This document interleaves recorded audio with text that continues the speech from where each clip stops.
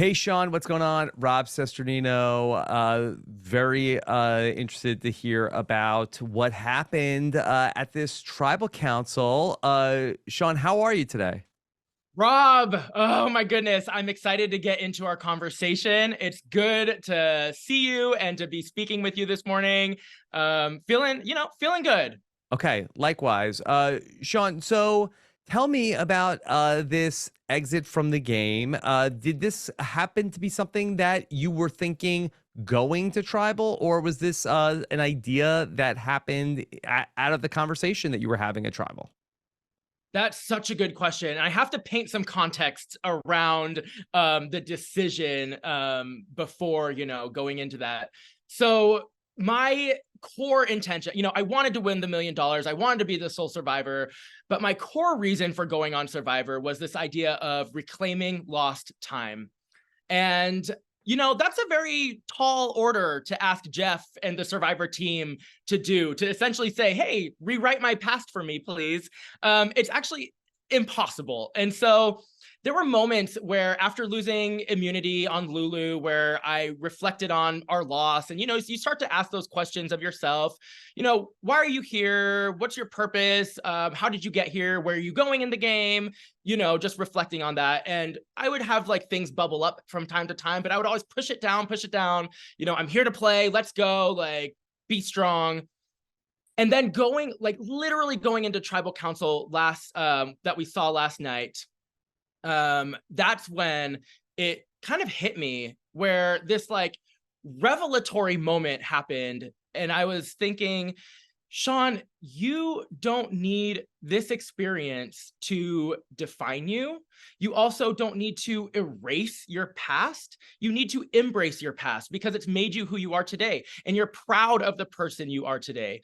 And so for me, in that moment of realization, I realized that Survivor had truly fulfilled the measure of its creation for me. Because that was my whole purpose of going on the show.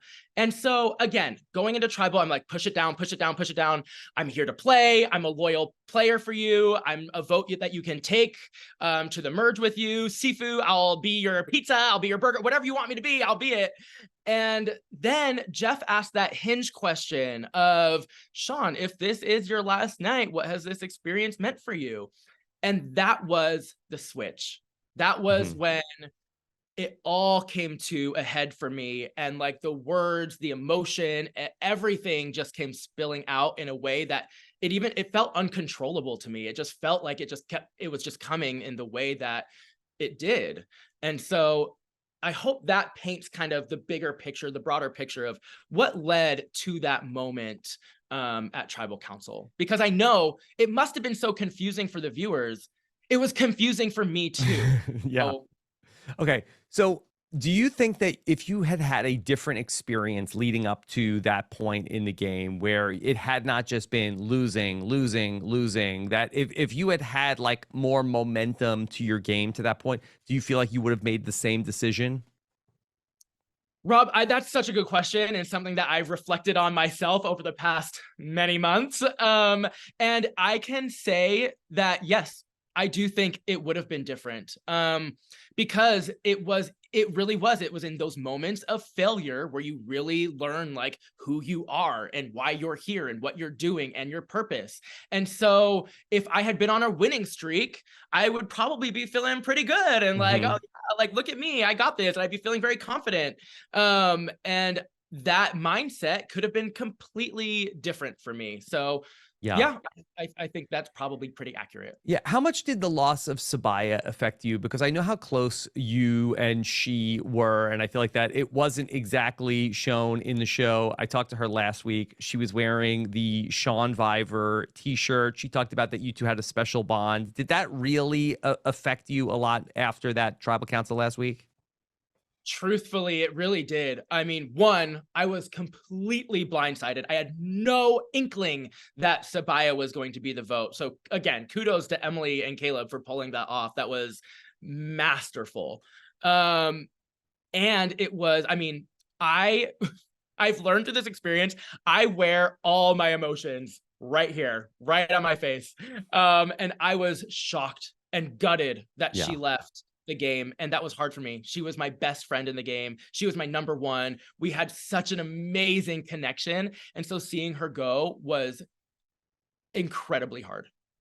Okay, let's just talk a little bit about the response to you quitting the game. That Jeff talked about it on the On Fire official Survivor podcast. Did you have a chance to listen to how Jeff described how your exit from the game went from his perspective? Yep. Did you have any response to how Jeff talked about that? He said that he felt like that it was like you engineered an exit, and that he felt like that it was sort of for, and I have the quote up, that he said that he felt like that you tried to craft a narrative that worked for you. Right. And this idea that when he asked me that question, that it cued me into thinking, oh, it's going to be me tonight. So I'm going to just take myself out of the game so nobody can vote me out, and it will be on my terms in my own way. And, I respect that viewpoint. I think for the viewers, I think for Jeff, that's how it seemed. That's how it looked. And I don't expect anyone to be able to understand my decision because it was incredibly personal to me, and no one has walked a day in the life of Sean Edwards, and so I don't expect people to understand. For me, from my worldview, that wasn't why I left the game, but I respect that other people have their thoughts about it, and that's okay. Okay. Could we talk a little bit about that vote going into it? So could you tell us from your perspective, what was going to happen at that tribal council? I expected 100% that Sifu was going home. Yeah. I truly did. And again, maybe that's naive of me to think as a Survivor player to not think it's me when like I'm the newcomer, but I had many conversations with Jay, Julie, and Dee about the vote, and I felt very confident and very reassured that Sifu was going to be the one going home. Yeah. Even if like I intended to stay in the game, I would have written Sifu's name down. I didn't plan on playing my shot in the dark. So that's where. Why did you vote for D instead of Sifu then when you got up to vote, instead of playing like the shot in the dark or something like that? Yeah, because in that moment, again, like I realizing that Survivor had fulfilled this, the measure of it, what I came out there to learn. I was ready and at peace with going from the game. And so for me, D was just kind of like a throwaway vote. So because if I wrote Sifu's name down and other people wrote Sifu, then it could have been me staying. And at that point, I was like, no, it's time for me to go. I will say, reflecting now, I've had months now to reflect on my decision and what happened at Tribal Council. It was a very emotional moment. And I will say, if I'm being honest with myself, honest with the fans and the players and Jeff and Survivor crew, I wish I could have been more flexibly minded in that moment. And I wish I could have been able to say, I have had this amazing experience. It's not fulfilling what I thought it would. And as a fan of the game, I can now stay and play the game in a way that I want to. But I was so hyper fixated on this idea of reclaiming lost time that I ended up getting myself. Yeah. Sean, maybe could you help me try to understand from the perspective we saw in the episode that Julie was like, I don't really like this idea of getting rid of Sifu. And we know that Jay seemed to think that Sifu had the idol and could blindside them. But did you get a sense from Dee what her motivation was to vote out Sifu, knowing that and I know you didn't know at the time, but we know that he doesn't have the idol, that she knows where that Reba idol is. Did she say to you why she wanted Sifu out of the game? Yeah, in my conversations with Dee specifically, I mean, I learned that there just wasn't much trust built between Sifu and the Reba girls. And so I think it was just that division of not having that foundation of trust, that they were like, well, Sean's new, but he seems genuine and authentic enough that we can trust him moving forward to be a loyal player and a loyal alliance member than we can with Sifu, who just seems like we don't think we can work with him. So you seem to have a good relationship with Jay when you met her on the Reba tribe.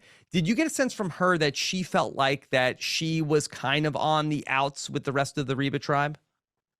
I did not. I felt, Jay and I were able to connect immediately. And I'm so grateful for that because that's what I needed going into this new tribe where I was like the lone newcomer. And she was so good to welcome me in. And in our conversations, she felt tight with Dee and Julie, Reba girls. And so, that was the sense that I had got from my conversations. We have not really gotten a good sense from the show yet of where Sifu's head is at in terms of what he wants to be doing. He felt like, okay, well, let's stay Reba strong, presumably. But did you get a sense in talking from Sifu what he was thinking as far as like his position in the game? That's such a good question. Sifu and I had a lot of fun together. We laughed a lot. There was a lot of he just has this energy that's just like, it just draws you to him. I love Sifu. I didn't get a good sense of where his head was at, where he wanted to go in the game, because my strategic conversations, the little that we had, it felt very feigned. It felt kind of forced. And so I didn't feel like I got a good sense of his true intentions. I want to go back to your time at Lulu and the decision to vote either between Brandon or Emily. Do you have any second thoughts about voting out Brandon at that tribal council instead of Emily, considering that then she went back and betrayed you and Sabaya at that next vote? Ooh, Emily, I love Emily. She's such a complex player, and I love that. The fan in me just lives for that. Looking back, I would say it felt like we made the right moment during that time, because we were so focused on we cannot keep losing. And so I absolutely love Brandon. And Emily just had, we collectively felt that Emily just had more challenge strength. And so I think we made the right decision in the moment that we had to. Unfortunately, Emily, and Caleb got banded together, voted Sabaya out, put me at the bottom, and that's just the way the game went. But we did win fruit, so yeah, yeah, fruit's delicious. Did you feel like that you could have worked with Emily and Caleb, that had you reunited with them again when you got to the merge? I think so. I want to keep all my options open. I was hoping that they would feel like at the merge that we could, come together as a little Lulu thing, maybe in secret. I thought that would be cool. But yeah, I don't know what they were thinking. Maybe they were like, you know what, we're done with Sean. He's playing this chameleon game. We can't trust him. So I would have liked to continue working with them, and I definitely would have been open to that. Was there anything else fun that happened at the Reba tribe that we didn't get to see? Oh, there were so many. You know what? One of the best moments, and I wish it could have been shown, when I landed at Reba, we were walking around. They were giving me a little tour of their camp, and we came across these red peppers. And Jay was like, "Oh, I had one of these red peppers yesterday. They're so good. They're so good. And they're tiny. They're tiny." And so we found this little red pepper bush. We each took one and ate it. And it was the spiciest, hottest red pepper I've ever had in my entire life. We immediately spit it all out. We're like, "We need water." We need, but it was comedy gold. It was so funny. I'm like, Jay's already trying to poison me. I just got here. But it was a fun moment for us. All right. Well, Sean, thank you so much for coming on and talking through your story here from Survivor. I love your energy. You had such a positive outlook on everything, and that's always so nice to see. So all the best to you and your husband outside of the show, and hope to talk to you again soon, Sean. Thank you so much, Rob. All right. Take care. Bye. Okay, bye. All right, we're back here for a little This Week in Survivor History, back with a man who will never quit the podcast. It's Jordan Kalish. Jordan, how are you? I'm doing great, Rob. I will never voluntarily pull myself from the TWISH quiz, even though there are some people that out there that might love that. They might want you to. I know, Jordan, you had a busy week that you went to go see Back to the Future, the musical. I did see Back to the Future. Great Scott. It was fantastic show. Does it only cover the events of Back to the Future 1, or does it cover the entire Back to the Future trilogy? It's just the first movie. They Yes. do they do actually add some things and leave some things out. Oh, okay. There's a whole like No spoilers. Doc has a whole dream sequence at one point without getting Okay. into too many spoilers. But look, great Interesting. special effects. The music was fine. I went with George. I went with my buddy George. Yeah. Okay. It was his birthday. Happy birthday, right. George. Okay. Jordan, let's talk about what's going on this very week in Survivor history. All right, so we're gonna play a game to start this thing out where I am gonna give you a couple people. I'm gonna give you 6 people that were voted out this week in Survivor history. I feel like I've been a little rusty this season. Well, I mean, you've won every week until last week, so I know. I mean, you're but they say 2-1. You don't use it, you lose it, and I have not felt as sharp about my Survivor history. I feel like that I would really felt like, okay, I can go toe to toe with anybody, and now I feel like I've been rusty. Well, let's get back on the TWISH DeLorean, baby. You're too long of a summer. You need to with no TWISH. You need to study. Maybe you need to do like another evolution of strategy or season rankings, and you just watch all the seasons. Maybe. But I think that's what you need. But I'm going to give you 6 people that were voted out this week in Survivor history. Okay. 3 of these people were voted out in unanimous votes, and I think that the new era of Survivor has sort of changed what a unanimous vote is, because there actually have been votes where only the person who gets voted out got votes. But for the purposes of this, a unanimous vote is where the person who got voted out did vote for somebody else, but the rest of the votes were for that person. So 3 of these people got voted out unanimously. 3 of them did not get voted out unanimously. You're going to have to tell me which 3 belong in which category. You're going to have to lock it in. I'll tell you how many you have right and how many you have wrong. Hopefully you get it on your first shot. So our 6 survivors, we have Jesse Camacho from Survivor Africa. We have Brian Corden from Survivor Guatemala. We have GC from Gabon. We have Drew Christie from Survivor San Juan del Sur. We have Monica Padilla from Second Chances, so Second Chance Monica Padilla, and Jeannie Chen from Survivor 41. Okay. Can you just give me that 5th person in between Drew Christie and Jeannie Machini? It's Monica Padilla, her second time out in Second Chances. Okay. All right. So we are looking for that there were 3 of these people got voted out unanimously. Correct. Okay. All right.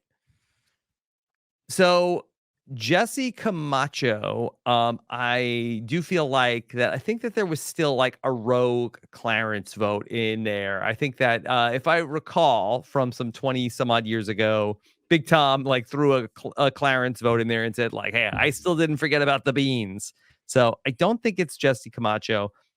Brian Corden, I that one I am leaning towards yes. GC, I don't remember much from the circumstances surrounding GC going home. Drew Christie, I feel like that there was a lot of things going on the Drew Christie vote where I think that even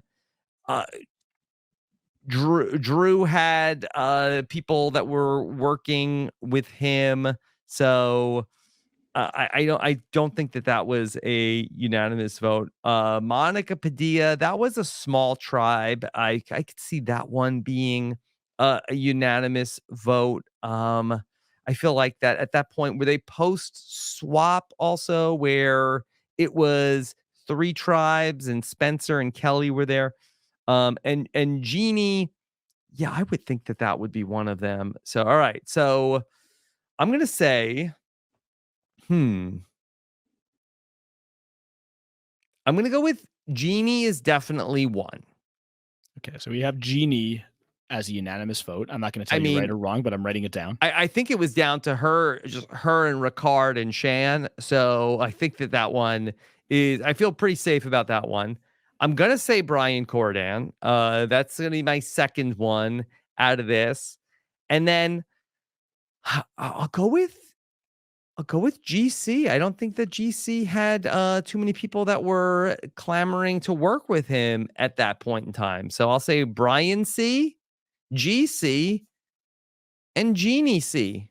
So you're locking in the 3 C's as not Drew Christie. Not Drew Christie, and also Jesse Camacho. I did not realize that they're all C's besides we're Monica sailing Padilla. the 5 C's. Yeah, all C's also all seeds that you'd find out in everything C's, bagel. baby. C's, baby. And Rob, you have locked in all the correct answers. You have aced this round of the quiz. Very good, and good job remembering that Big Tom voted for Clarence once again at this tribal council. So yes, Jesse Camacho was not forget unanimous. The Drew friend of the Christie podcast, Clarence Black. Yeah, Drew Christie was like the opposite of a unanimous vote. There were 4 people who got votes at the tribal, and then Monica Padilla was a 3-2-1 vote, which is always a lot of fun. And it was post swap. Yeah, that was also where Jeremy and the late great Keith Nail were going back and forth about, okay, you could have had a sub alliance. Then also it was just like the women were just like, okay, these idiots are all fighting with each other.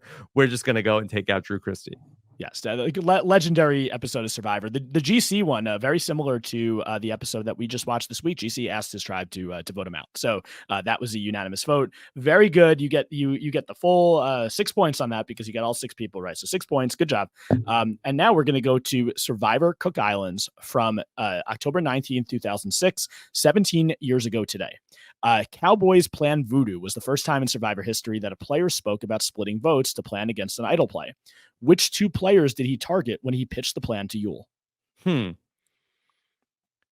So I think he must have thought that Penner had the idol, and I probably I don't know who the other person that he would have thought was with Penner. I'm thinking maybe either Flicka or Candace, but I'm gonna say Penner and Candace. So Penner and Candace, this is post-mutiny. Penner and Candace went from the I2 tribe to the Raro tribe. And yes, those are the 2 people that he was talking to Yul about voting out. Good plan. Good job, Cowboy. Yeah. Yes, Cowboy does get voted out in this episode, unfortunately. But I think he was definitely on the right track. And we would see a lot of split votes in Survivor history that come from people having, or at least people being perceived to have the idol. So like Doc Brown, it came to him in a dream.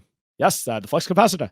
Well, the flux capacitor actually happened when Doc Brown fell off the toilet. He fell off the toilet. But you said right. Doc Brown had a dream sequence in Back to the Future. He did have a dream sequence, yes. The flux capacitor, you're right. He fell off the toilet. He's afraid of heights, but he had the idea of creating a time machine. Trying to hang up a clock. Yes, exactly. A lot of time references in Back to the Future and on TWISH. We're all about going back in time here. Yeah, really, this is a time machine. I guess I made the poster for going back to the West Coast for our big event that's coming up in Brea 2 nights with Karen Armstrong. You can see it on my social media if you haven't seen that poster. But really, you and I are time travelers. I think so, mate. I think that you should put me on there. I'm not going to unfortunately be in LA for that event, but maybe put me in as like I don't know. I don't think I'm really a Biff. I hope I'm not a George I guess McFly. You're Marty. Am I Marty? Marty. Yes, I think I am Marty. And move over. I'm Doc. You're Doc. So you show up here in my office and I let you play with some of the controls for the equipment. And Are you telling me you put a Survivor quiz on your podcast? Mm-hmm. Yeah. All right. Yeah, so we go back in time. We do. I think next time you come to New York for a Know It All, maybe instead of a live Know It All show, maybe we just do live TWISH. We just sit up there, answer trivia questions. That's what the people want to see. Oh yeah, for sure. 100%. So let's go to Survivor China, talking about going back in time. We're going to go 1 year later than Cook Islands. This is going to be October 18th, 2007, 16 years ago yesterday. China had a unique tribe swap mechanic in which each tribe got to pick 2 players from the other tribe who would join them. Who were the 4 players selected in this swap? Okay. The players selected in the China swap. Okay. That was, I believe, Sharia, Frosty, Aaron, and James. That is correct. You get the full 4 points there. You now have a perfect total of 12 right now with 1 question to go. So you could have a perfect week. You've already clinched the win, but I think you're going for perfection here. This could be I shouldn't say unprecedented. I feel like you've done this before, but yeah, this was a I don't love this tribe swap. I don't like the mechanics of this. I prefer what we saw last night of just a classic random tribe swap. I just liked it that it was John who was just like, oh, we're going to be so overpowered now. We're taking their 2 best people. Yes, I believe we've talked about this before. Where did they really not think that they were gonna have two people off their tribe? It doesn't make any sense. But I do think that John, who just from a challenge perspective, yes, Frosty and Sharia, I think were definitely the best challenge players that went from John Who that were on originally John Who. But like Aaron and James, I feel like you get like kind of overloaded there. And they of course throw the challenge to get Aaron out of the game. So good strategy, I think, by PG and Jamie Dugan. So let's go to the last question of this quiz. In last night's episode, we saw Sean go home in a 3-1 vote. Which of these David versus Goliath contestants also went home 3-1? Was it A, Natalie Azoka? Was it B, Natalie Cole? Or C, Lirsa Torres? Okay, so Lirsa, I think that there was only 4 people in the tribe. So I think it's going to be a battle between the Natalies here. I think I said Natalie. It's actually Natalia Azoka, not Natalie Azoka. But Natalia or Natalie. Okay. Yeah, I feel like that the Natalia vote was the one that ends up where I think that's 3-1 as opposed to, I'm just trying to think of the I think that the Natalie Cole vote, I think that we saw where Mike and Angelina, I think, flipped on Natalie Cole. So I'm going to say that it was the Natalia vote where we saw the 3-1. So you're going with Natalia. You are correct that it's not Lirsa. So Lirsa was a 4-person tribal. Could not be 3-1 unless there was a extra vote in play, which there was not. So the Natalie Cole, this could have been one of those unanimous votes, but Angelina famously does not vote for Natalie. She votes for Lirsa because she wants the jacket. So you are correct. Natalia Azoka, you are right. You have a that question was worth 1 point. You have a perfect 13-point week. Very good. Great job. And for your troubles, you get to earn the verbal rebus. So we're going to go to the last the verbal rebus. I just want to make that you I am correct. I said Natalia. Yes, Natalia is correct. Okay. You gave the correct answer. Natalie would have been incorrect. Lirsa would have been incorrect. So you get the perfect week. Okay. Yes, you're right. All right. Okay, so here's the verbal rebus.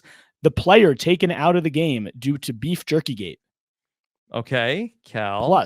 Plus, yes, the first player in Survivor history to find the knowledge is power advantage. First player to find the knowledge is power advantage. Okay. Minus the first player voted out after Ko-Rong's tribe swap, who also happens to be a major wackadoodle. Okay, the first player.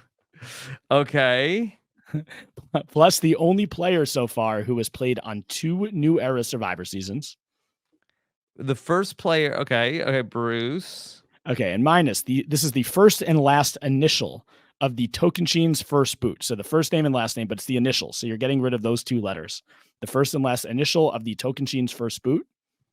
Okay. Plus the type of collar that would describe Vince Sly or Haley Ford, according to Worlds Apart. Okay. Okay. All right. All right.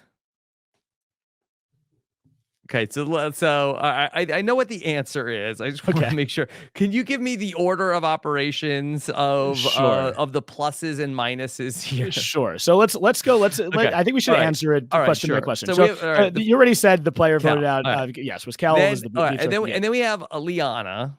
Yes, Liana, the first player in Survivor history to find the knowledge is power advantage. So that was a plus. So Kel plus Liana, minus the first player. So this is a minus now. Yeah. The first player voted out of Ko-Rong's tribe swap, the wackadoodle, and that is Anna Kate. Anna Kate, yes. Plus the only player who has played on 2 new era Survivor seasons so far. That's Bruce.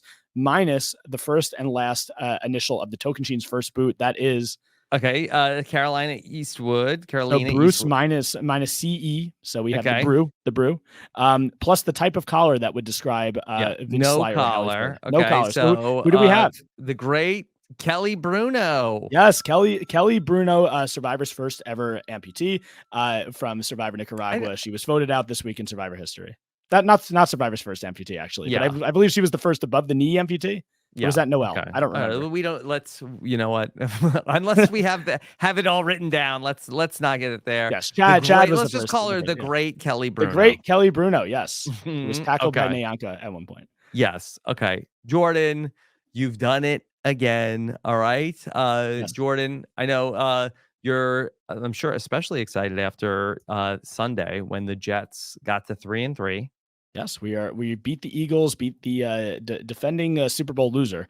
So that is great. The Jets are on the rise. I think we could win our next 3 games. If we're 6-3, we're really talking here about a team that could go to the playoffs. Okay, don't get too ahead of ourselves. All right, I'm not. I know it's happened one before. week at a time. I can't get overexcited. I have been a Jets fan my whole life, so I know not to get overexcited about this team. But we're looking good right now.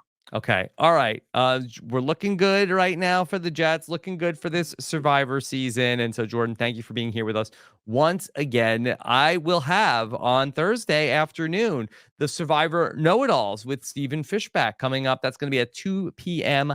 live. If you miss us live, of course, you can get it in our podcast feed. You can go to robinswebsite.com/subscribe for all of our podcasts, or the brand new website, mini site that we launched. Go to survivorpods.com, the easiest way to subscribe and rate and listen to everything we're doing for Survivor across the entire survivorpods.com. Survivorpods.com. You could bring it up and very easily check out everything that we have going on. Leave us feedback for our feedback shows, where I'll be talking to Davey Rickenbacker this week. That's all at survivorpods.com. Jordan, what's coming up for you? I'm just looking at survivorpods.com. I see your face is on there. You're at Tribal Council holding up an RHAP vote. This is a great website. I like this. Thank you, Jordan. All right. I see the Sabaya exit interviews on there. So yeah, this is great. I can find myself on here. Yeah, Jordan, where can people keep up with you? You can follow me on Twitter or X at Jordan Kalish. Instagram also at Jordan Kalish. Again, we're doing the parties in New York every week, the viewing parties. So if you ever want to come to those, hit me up. We had some patrons there for the first time this week, all the way from South Africa actually, and from Long Island, which is less far. But it was great to see some new faces. I mean, it's not the first time you've had patrons there. You let patrons in. No, we always have patrons there, but we had some either new patrons or at least they were new to the viewing party. So it was cool to see them. Good meeting everybody. It's always a lot of fun. All right. Thank you so much for joining us, everybody, for the exit interview. Take care. Have a good one. Bye.